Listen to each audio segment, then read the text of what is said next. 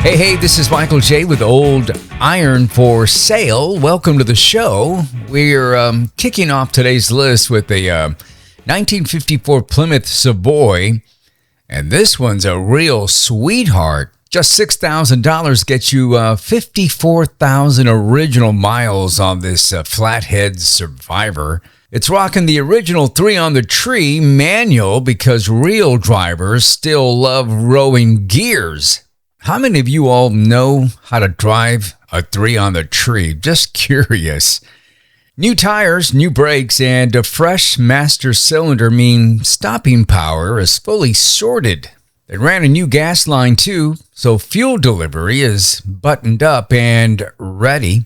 Fresh oil change, new belts, new hoses, new thermostat. And this thing's been babied lately.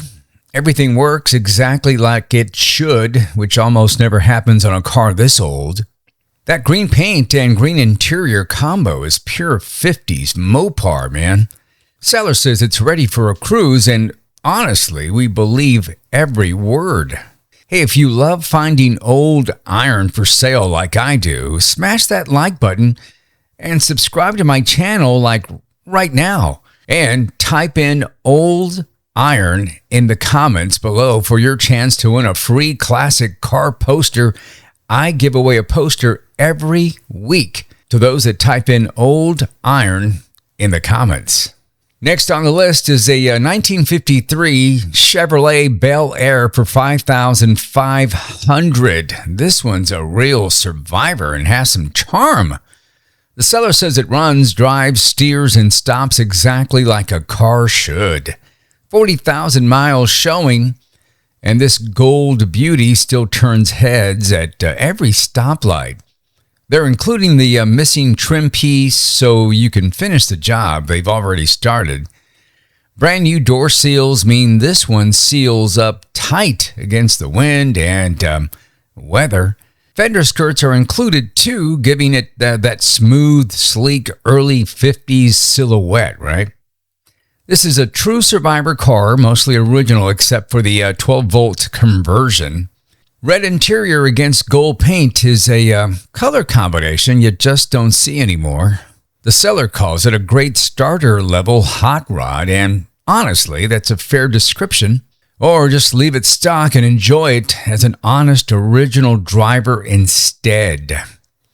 Hey, this 1949 Chrysler New Yorker is a big, comfortable cruiser with real presence.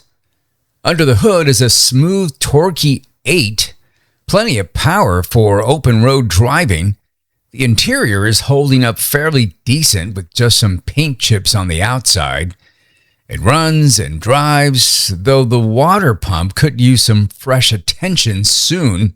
Good news, the seller already has the master cylinder rebuild kit ready to install. They've also got a new electric choke, a carb gasket kit, and a new fuel sender. Fresh coil plugs, wires, a modern battery mean the electrical side is sorted. Cash is king here, but they'll take trade for the right classic car too. At number 4, now here's a real showstopper. It's a 1956 DeSoto Fireflite for $6,500 with genuine hemi-power under the hood. That's a 330 cubic inch Hemi engine, factory rated at 255 horsepower at the time. Believe it or not, a Fireflite convertible actually paced the Indianapolis 500 back in 1956. The seller says it runs, drives, and stops just the way a Fireflite should. Good tires already mounted, so you're ready to roll right from day one. Power steering and power brakes make this big cruiser genuinely easy to handle. There are some rust bubbles on the floor, a common story for a car this age. A little patch panel work up front, and you've got a solid driver again. That two-tone white over green paint job is peak mid-50s DeSoto style. You know, DeSoto itself would disappear from showrooms within just a few more years after this. The seller prefers cash, but might consider trading for another classic or hot rod. At number 5 is the 1976 Ford Elite for $3,800. You know, this Elite is today's most affordable personal luxury pick of the list. The Elite was Ford's answer to the popular Chevy Monte Carlo, built on the Torino platform. It starts, runs, and drives, ready for either a cruiser or a full restoration project. Under the hood sits a V8 paired with a smooth automatic transmission. The body is clean and classic, and the interior is still totally original. Hey, at number 6, the 1959 Ford Galaxie for $7,500. This 1959 Ford Galaxie was built the very same year the Galaxie name made its debut. Ford chose the name to ride the excitement surrounding America's brand new space race. It's rocking a freshly built 352 4-barrel. The transmission is fully rebuilt, and new brakes and suspension are already installed. At number 7, a 1973 Chevrolet Laguna for $5,950. Man, this takes me back. My uncle had one. I think it was a 74 and had the swivel seats on it. This one's a numbers matching 1973 Laguna, and this one's a genuine desert survivor. It's packing a 350 V8 with a 4-barrel carburetor and factory air conditioning, man. Love those classic cars with AC in them. I'm in Texas, so I need AC. When I look for a classic car, I try to look for something with AC. Love it, man. Does need work, though.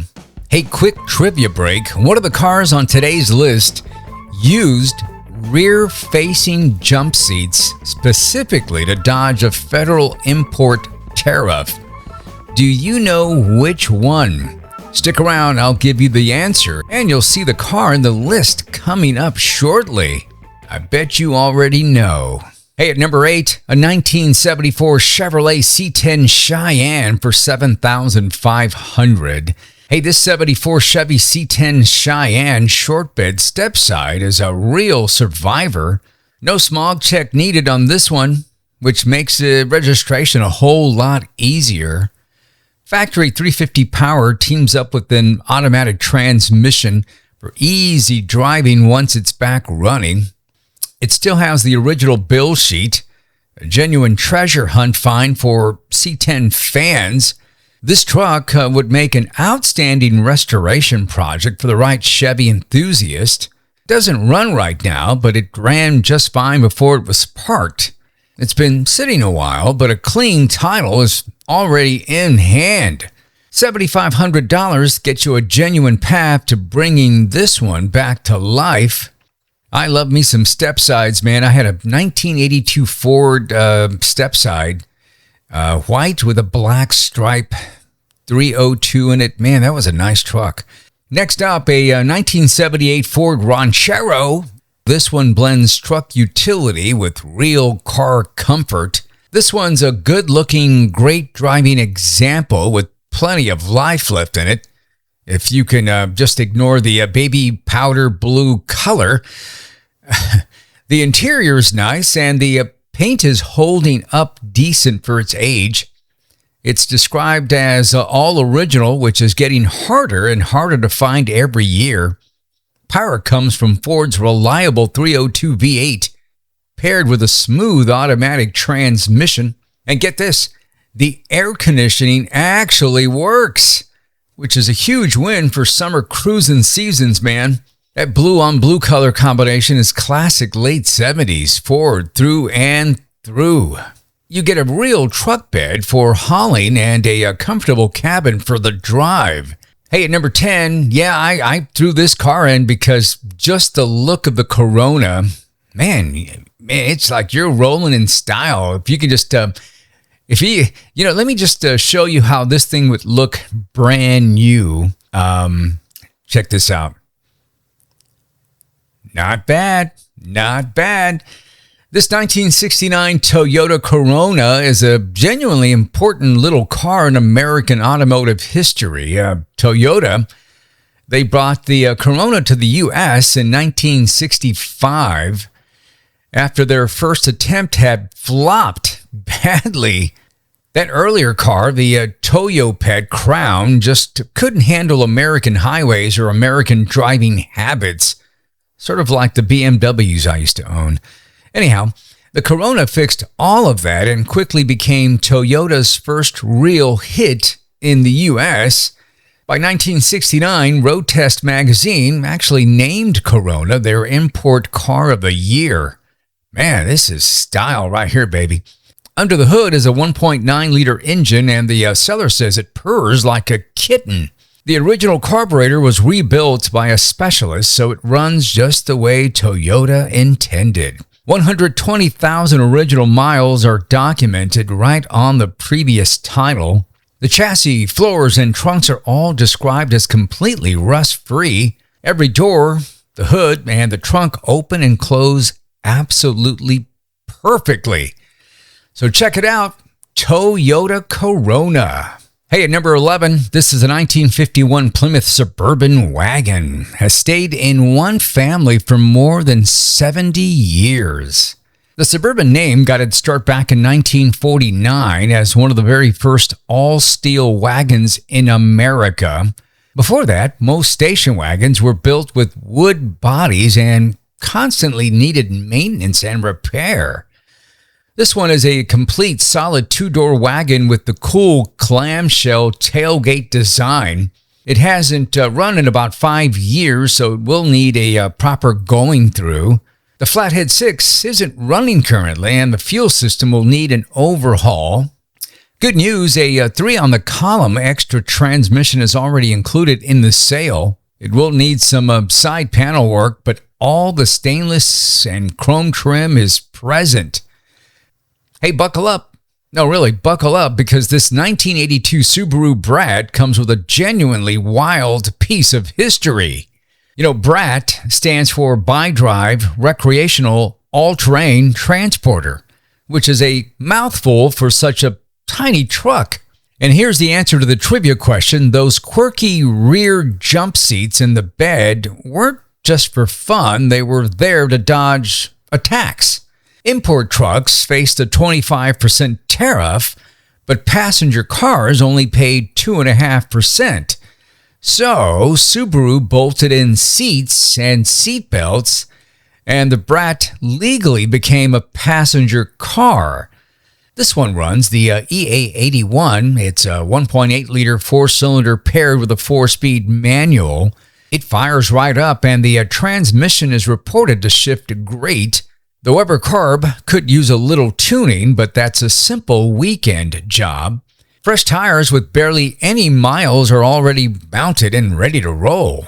T-tops are in good shape, so open-air cruising is definitely on the table. Hey, we're closing out today's list with a 1966 Ford Falcon Club wagon, an early passenger van from Ford. A new gas tank, fuel pump, and radiator have already been installed and are ready to go. It runs and is fully drivable right now. No trailer required for this one. Sure, it's an old van with some rust and dings, but with a little love and some TLC, this could turn into a seriously cool ride. Hey, quickly, don't forget, leave old iron in the comments below. I give away free posters once a week and choose one of your old iron comments as a winner. So do that now. Hey, and thanks to all those who've subscribed to the channel. Man, a big Texas thank you from me to you. It really does help me out. If you're not a subscriber, hey, do me a favor, smash that like button and subscribe to the channel. It's absolutely free. This is Michael J. with Old Iron for Sale. Thank you guys and gals for watching. We will catch you on the next show.